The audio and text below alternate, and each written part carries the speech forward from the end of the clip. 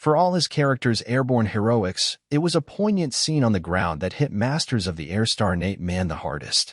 Since his debut as Major Robert Rosie Rosenthal in Part 4, Mann's Hotshot B-17 pilot truly mastered the skies of World War II en route to completing his 25th and final mission, only to shock everyone by re-enlisting and becoming a commanding officer. But the tide finally turned for Rosie in the miniseries finale, as his bomber known as Rosie's Riveters was shot down near Berlin. Fortunately, the Allied Red Army arrived quickly on the scene and transported him to safety. During the course of his journey back to the 100th Bomb Group's base, Rosie realized that he'd come across a concentration camp. So he asked his Soviet escorts if he could take an up-close look at the awful sight. That's when he finally discovered the full extent of the unconscionable horror that was inflicted upon his fellow Jewish people, and as a half-Jewish man himself, Mann, understandably, put a great deal of forethought into this haunting sequence. We shot that sequence over 2 days, but I'd thought about those scenes for months. I wanted to get them right, Mann tells The Hollywood Reporter. At this point in the war, Americans and the soldiers were aware of what the Reich had done to the Jewish populations, but they really weren't aware of the scale of it until there were proper boots on the ground, seeing the toll and magnitude of the camps.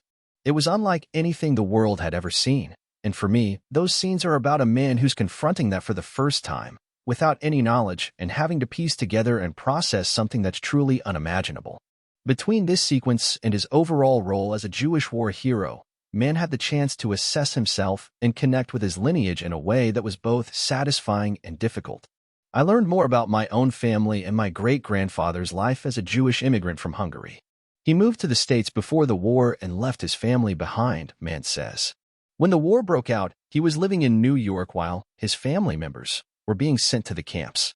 He never saw many of them again, and he almost never spoke about it. I took this history seriously, and having that level of personal connection was important for me to be able to step into a scene like the one in Episode 9. Below, during the second of a 2-part conversation, Mann discusses Rosie's rise to commanding officer, beginning with Episode 5's deadly Munster raid and why he was seemingly unaffected by the endless trauma that the 100th Bomb Group endured. So Rosie carries out a miraculous escape in Episode 5's Munster raid, and his aircraft is the only one out of 13 to survive the 100th Bomb Group's deadliest mission yet. Did the volume stage offer you enough immersion to where you somewhat felt the stakes of that moment? We spent so much time piecing together the choreography of some of the maneuvers we made in there. There are certain techniques and aviation terms like chandelles and lazy eights that Rosie mentions in one of his interviews, and he explained why he chose to do these kinds of maneuvers, which are really reserved for fighter pilots. So the volume and the gimbal allowed us to explore these techniques to the nth degree. We could really pitch and roll ourselves over, and as we would turn because of the volume screens, the sun would move with us and we were really stretched into the seat. So, on our end, that's just the best. It helps bring the sequence to life, giving it that sense that Rosie is pushing this machine to the limit to get his guys back by any means possible. That's the only thing that mattered. So his instincts and his training took over, and his mastery of that machine is really what helped bring them back. Was his humming of Artie Shaw's The Chant their version of Eye of the Tiger, or some form of pump-up music? Laughs. I think that moment in Episode 5 is partially for him, but it's really for his guys. It's getting the message across that they're going to be okay. So, yeah, it would have to be something that they all knew, and maybe even listened to together, just to stay in the zone. Initially, I didn't know what to make of it. It's almost baffling to think about the odds, the statistics, the numbers, and, of course, the harrowing nature of what those 25 missions were for him. But, at the end of the day, it felt simple for him. Going back was just not an option for him. I don't think he would have ever been able to sit with himself back home and also go on these tours where he's talking to new recruits if he knew that the base he left was filled with young men who needed guidance from someone with the experience to be able to glue the unit together. His personal fortitude is extraordinary, but it says something about his fortitude as a leader of the 100th end of these men. He said to himself, "No, I need to be here, and I need to be here for them." So that's what I made of it. In the finale, he's forced to eject onto a battlefield near Berlin, and he's quickly rescued by the Allied Red Army. During his trip back to base, he then has an incredibly powerful scene where he explores a concentration camp in which his fellow Jewish people were slaughtered. Can you describe those shooting days? We shot that sequence over 2 days, but I'd thought about those scenes for months. I wanted to get them right. At this point in the war, Americans and the soldiers were aware of what the Reich had done to the Jewish populations, but they really weren't aware of the scale of it until there were proper boots on the ground, seeing the toll and magnitude of the camps.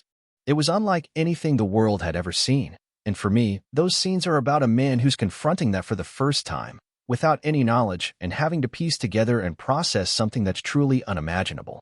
So there's this sense of dread, but what compels him to say, "I need to get out of this truck and see it," is something personal.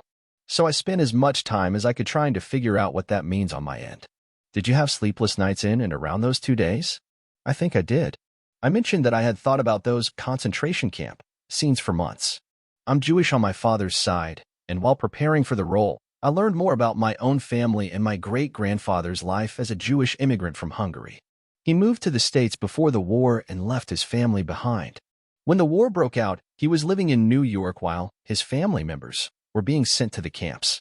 He never saw many of them again, and he almost never spoke about it. I took this history seriously, and having that level of personal connection was important for me to be able to step into a scene like the one in episode 9. So I examined my relationship to my family and that part of my family's history, which felt satisfying and difficult at the same time. That sequence also sets up the real-life Rosie's post-war legal career, as he went after the manufacturers of the poisonous insecticide used at Nazi extermination camps. Absolutely, and I understand the impulse of needing to do everything possible to make sure that justice is served after witnessing something like that. I understand why he had to stand across the room from someone and say, "We know what you did, and you're not going to get away with it." During the finale's fireplace scene, Crosby, Anthony Boyle, is worried that they become monsters themselves, but Rosie, following that first-hand experience at the camp, can confidently say that they're not.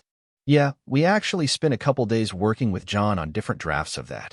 The 100th had to do some tough things, and there's really no doubt about that. Dropping bombs day after day across enemy lines has a difficult human component to it that's undeniable. But then Rosie basically says, "We had no other choice. These people wanted to take over the world, and they needed to be stopped." I've seen firsthand that what we're doing is not just important, but undeniable. Jumping back to episode 8, Rosie talks with Crosby as he's packing to go home to his wife for 4 weeks, but there's something unspoken between them. Crosby even gets defensive when Rosie says, "Going home will be good for you." Do you think Rosie sensed that Crosby had been stepping out on his wife? That's difficult to know for sure. I worked on a few of those scenes with Anthony, but that was so personal to Crosby's life and journey. So, if Rosie and Crosby did talk about it, I think Rosie understood that ultimately Crosby was a family man, and that him having a son was life-changing. So I think he respected that.